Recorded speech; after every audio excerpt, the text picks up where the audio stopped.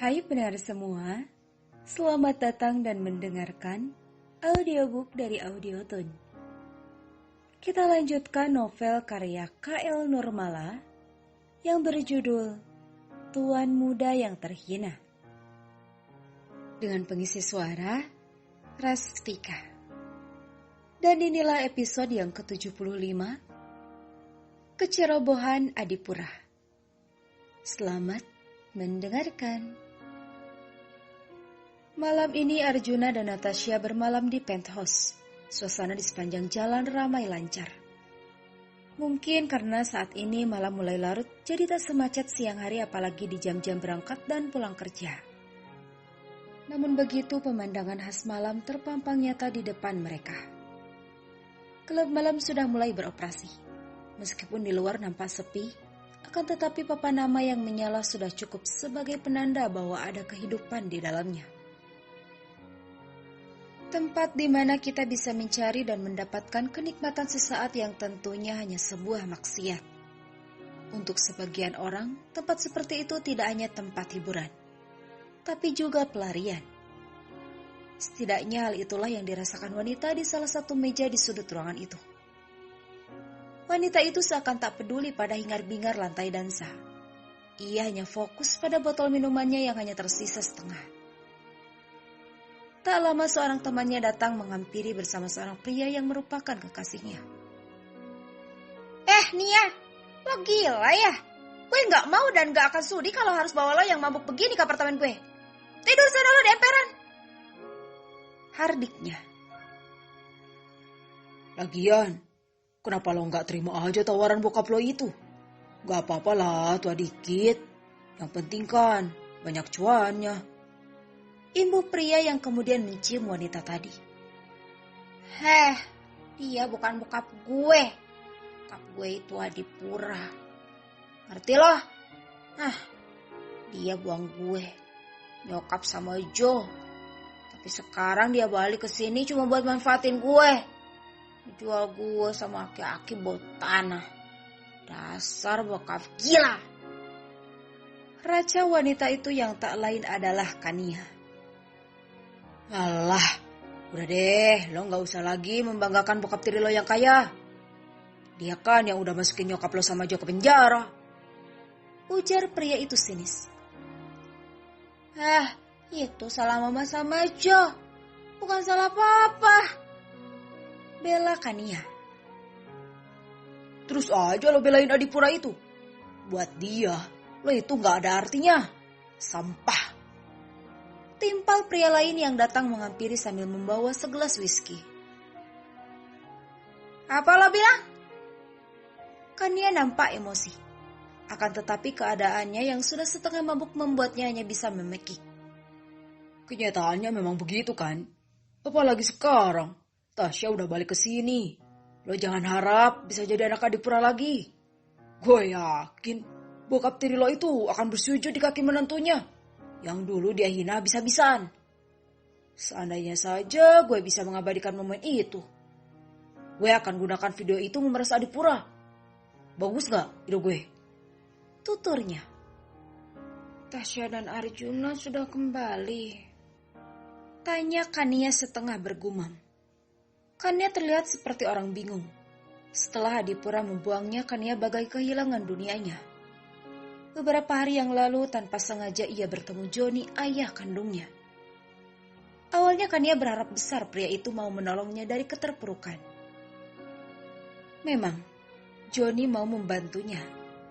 Tapi tidak gratis.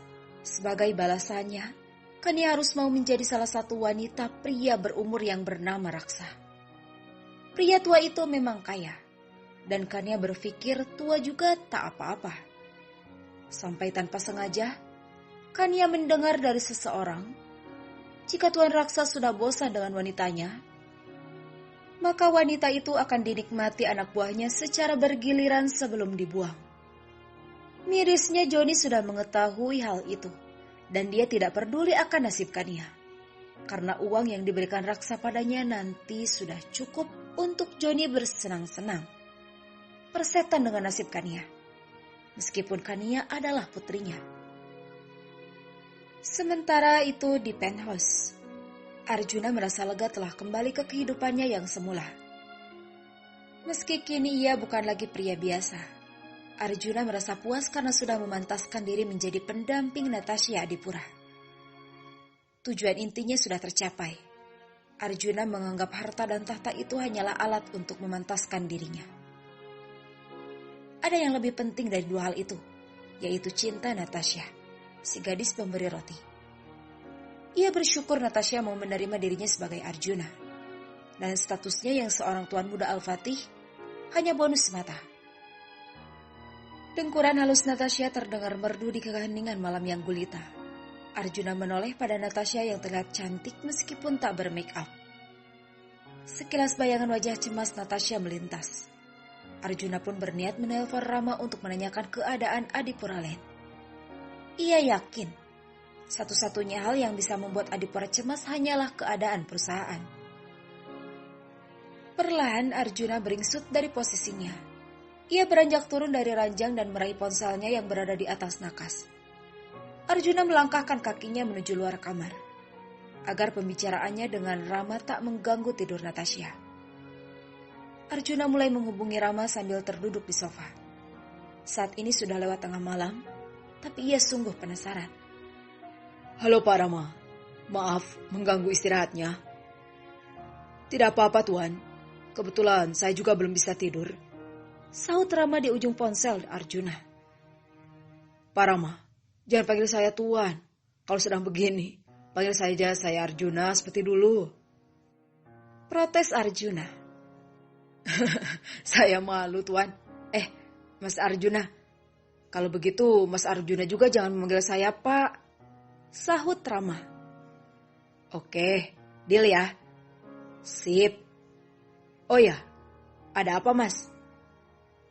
Itu Ram, bagaimana keadaan Adipura Land? Sepertinya sedang tidak baik-baik saja ya? Tanya Arjuna hati-hati.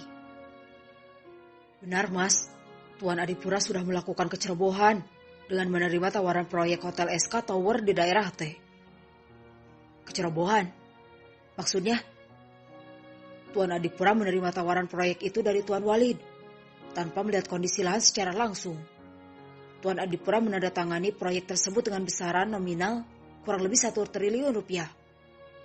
Lahan seluas hampir 60 hektar itu merupakan tanah lanau Tuan. Setelah tim melihat langsung ke lapangan dan memperkirakan biaya pembangunan secara keseluruhan, hampir 2 kali lipat biaya yang dibutuhkan. Karena lahan berlanau memerlukan uji kepadatan dan harus benar-benar teliti dalam proses pembangunannya. Apalagi ini merupakan hotel berlantai 20, akan sangat berbahaya jika bangunannya mengandalkan budget yang ada. Tutur Rama. Arjuna mendengarkan dengan seksama. Pihak owner pastinya tidak mau mengeluarkan tambahan modal untuk proyek hotelnya.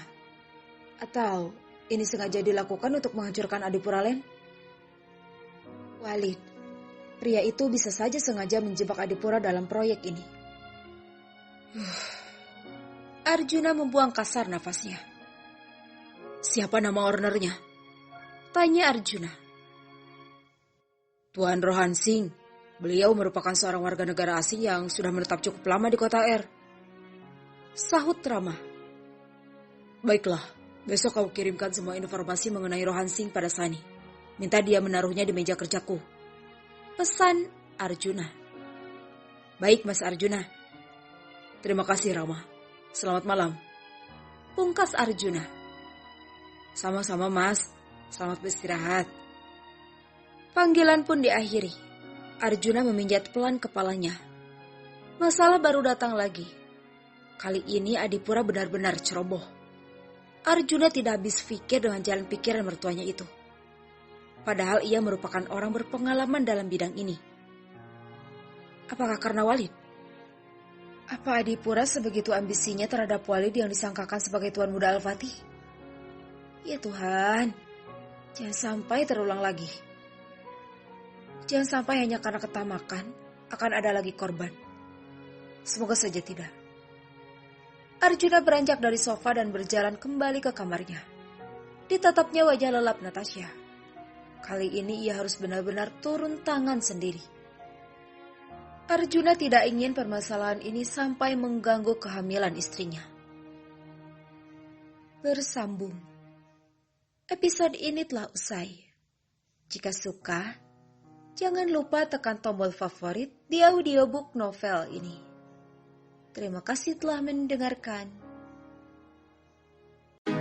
Kalau kamu mau dengar audiobook lebih banyak dan gratis, segera download AudioTune.